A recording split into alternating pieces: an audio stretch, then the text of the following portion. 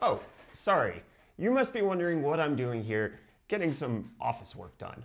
Well, truth be told, Gigabyte sent over this P35X notebook for review, and it kinda just fits in this environment. There's really nothing that indicates that there's more to this laptop than traditional productivity. However, looks can be deceiving. Back here in my gaming layer, the P35X kind of feels out of place. Next to my MSI Daily Driver, it looks like it won't put up much of a fight, or like it's only passing through and just honored to be in the presence of this 8-core GTX 1080 SLI beast. The reality is, the P35X holds the philosophy that my dad always taught me growing up.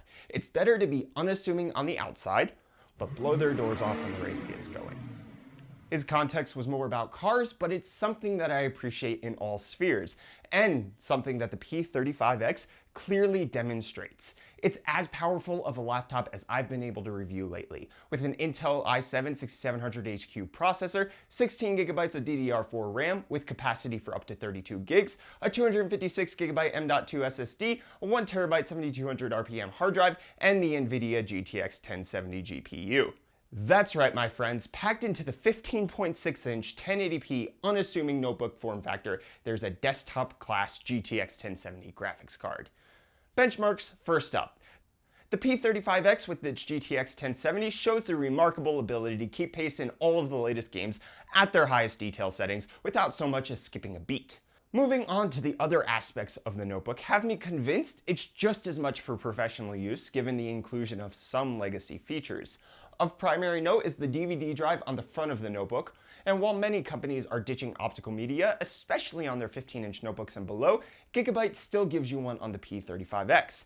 However, they also include an adapter in the box to convert that to another storage drive if you find yourself running out of places to put your data. For the I/O, Gigabyte includes VGA out, which makes sense for individuals stuck in industries that still use VGA projectors or those like 19-inch 4x3 monitors.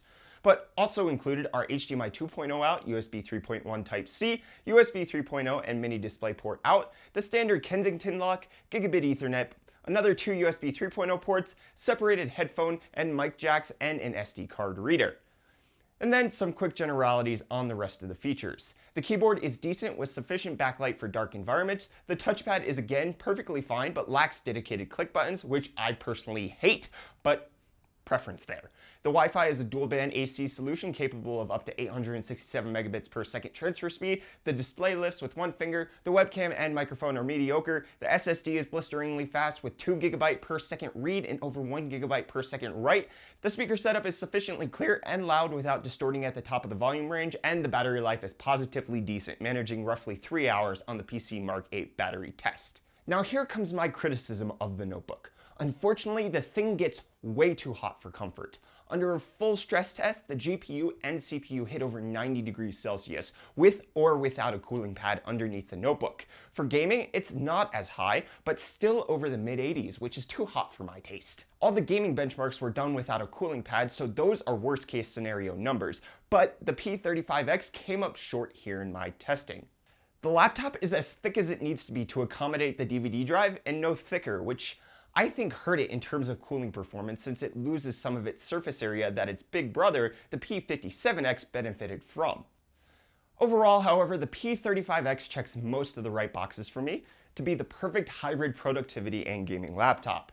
The matte black exterior doesn't draw undue attention. The bevy of ports for both inputs and display outputs should satisfy most office needs. The extra optical drive or storage drive, depending on your needs, is incredibly helpful, and the 15-inch form factor is diminutive enough that you can toss it in your backpack or carrying case without feeling like you're toting around a behemoth all day. Also, the optional UHD display is a massive plus for anyone who needs the extra screen real estate while maintaining the smaller size of the notebook.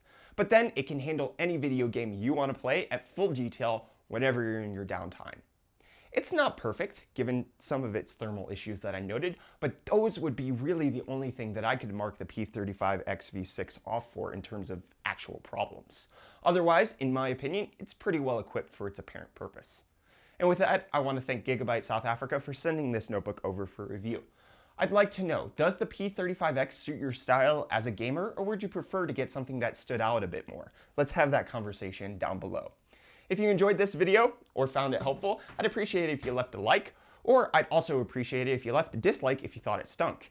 If you're new around these parts, consider subscribing to stay up to date on all of my tech-related content, and I will see you guys in the next video.